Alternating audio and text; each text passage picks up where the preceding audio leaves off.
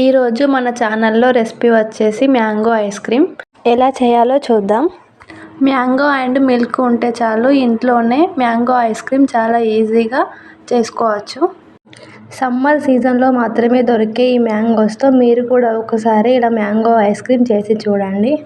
Mango ice cream చేయడానికి ఒక మామిడికాయను తీసుకొని వీడియోలో కనిపించే విధంగా చిన్న చిన్న పీసెస్గా కట్ చేసుకోవాలి. తర్వాత గ్రైండ్ చేసుకోవడానికి ఒక మిక్సీ గిన్నె తీసుకొని అందులో కొంచెం షుగర్, మనం ముందుగా కట్ చేసి పెట్టుకున్న మామిడికాయ ముక్కలు వేడి చేసి చల్లార్చిన కొన్ని పాలని కూడా పోసి మిక్సీ పట్టుకోవాలి.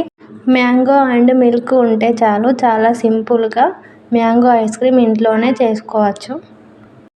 మిక్సీ పట్టుకున్న మ్యాంగో జ్యూస్ని గ్లాసులలో పోసుకోవాలి.